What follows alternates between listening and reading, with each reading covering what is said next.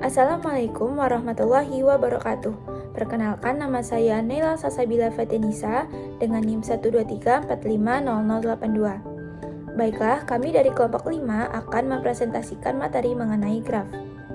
Nah, graf sendiri adalah struktur data yang terdiri dari sekumpulan simpul atau node atau vertex dan garis penghubung atau edge antara simpul-simpul tersebut. Nah, di graf ini memiliki beberapa metode pencarian jalur. Di antaranya yaitu ada breadth first search atau BFS, yaitu pencarian secara melebar dengan memanfaatkan queue, di mana algoritma pencarian jalur akan mengeksplorasi simpul pada tingkat yang sama sebelum berpindah ke tingkat berikutnya.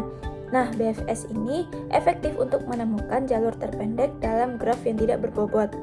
Nah, yang kedua ada depth first search atau DFS, yaitu pencarian mendalam dengan memanfaatkan stack, di mana algoritma ini akan menelusuri jalur hingga mencapai ujung jalur sebelum kembali ke simpul awal. Nah, algoritma ini sangat berguna untuk mendeteksi siklus dan pemetaan komponen terhubung. Perkenalkan, nama saya Nurul Izah Istiqomah dengan NIM ujung 004 dari kelompok 5 struktur data. Di sini kami akan mengambil sebuah kasus di mana sebuah platform media sosial presentasikan hubungan antar pengguna menggunakan graf. Setiap simpul mewakili pengguna dan setiap sisi menunjukkan hubungan pertemanan. Kemudian ini adalah data hubungan pertemanan antar pengguna. Yang pertama, A berteman dengan B dan C, dan B berteman dengan A, C, D. C berteman dengan A, B, E, D berteman dengan B, E berteman dengan C, F, dan F berteman dengan E. Kita akan menentukan urutan transversal graph menggunakan algoritma DFS dimulai dari simpul A. Kemudian kita akan menentukan urutan transversal graph menggunakan algoritma BFS dimulai dari simpul A. Nah, setelah melihat contoh kasus tadi, kita bisa ilustrasikan graf seperti tampak yang di layar, di mana A berteman dengan BC, B berteman dengan ACD, C berteman dengan ABE, D berteman dengan B, E berteman dengan CF, dan F berteman dengan E. Nah, melalui ilustrasi graf ini, kita dapat menentukan BFS dan DFS-nya. Nah, untuk penjelasan lebih lanjut mengenai graf, kita akan melihat source code-nya. Baik, saya akan menjelaskan tentang codingan. Sebelumnya memperkenalkan, nama saya Mia Musdari dengan NIM 123450068. Pertama-tama adalah merepresentasi graf sebagai adjacent list. Ini seperti kayak menghubungkan simpul dengan yang terhubung, kayak seperti contohnya A terhubung dengan B dan C, B terhubung dengan A, C, D, C terhubung dengan A, B, E, D terhubung dengan E dengan B, E terhubung dengan C, F, dan F terhubung dengan E. Selanjutnya kita bikin algoritma DFS-nya. Nah, ini pertama kita bikin fungsinya, lanjut dengan inisialisasi daftar simpul yang telah dikunjungi dengan if visit is non visit. Lalu untuk menandai simpul saat ini sebagai yang dikunjungi, kita menggunakan visit upon start. Lalu iterasi tetangga simpulnya dengan for neighbor in graph. Lalu untuk kunjungi tetangga yang belum dikunjungi, kita menggunakan if neighbor not in visit. Nah, setelah semuanya sudah masuk ke fungsinya, maka kita bisa bikin return visit. Lanjut kita bikin algoritma BFS-nya, kita buat fungsinya. Untuk inisialisasi daftar simpul yang telah dikunjungi, kita menggunakan visit. Untuk antrian yang melacak simpul yang akan dieksplorasi, kita menggunakan QW sama dengan DQ start. Agar selama antrian tidak kosong, kita menggunakan while queue. Untuk ambil simpul dari depan antrian, kita menggunakan not sama dengan QW pop left. Jika belum dikunjungi, kita menggunakan if not in visit. Dan untuk menandai sebagai yang dikunjungi, kita menggunakan visit append.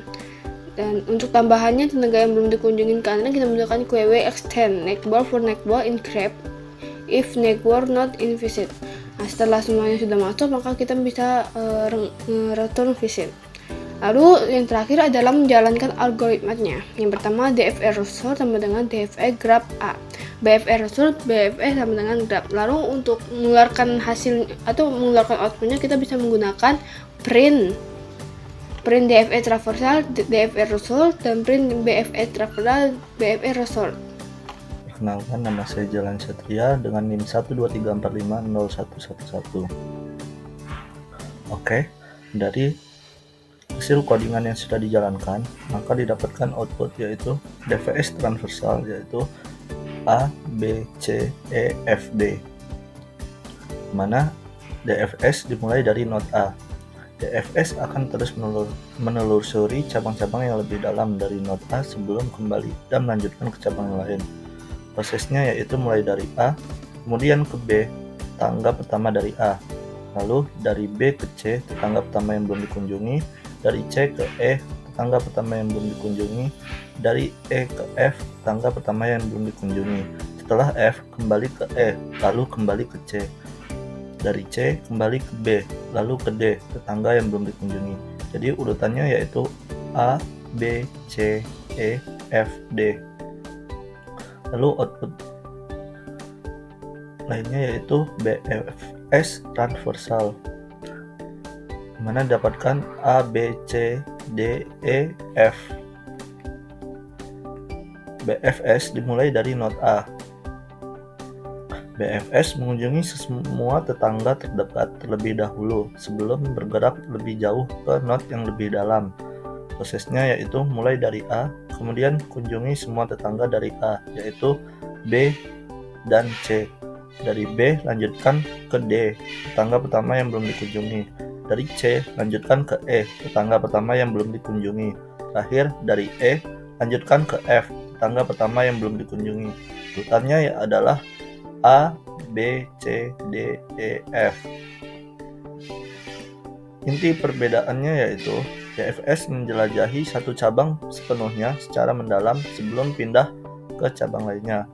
BFS mengunjungi semua not yang terhubung di level yang sama sebelum pindah ke level berikutnya. Output ini mencerminkan dua metode transversal graph yang berbeda, satu lebih mendalam yaitu DFS dan satu lebih lebar BFS. Oke, itu saja dari saya. Sekian, terima kasih.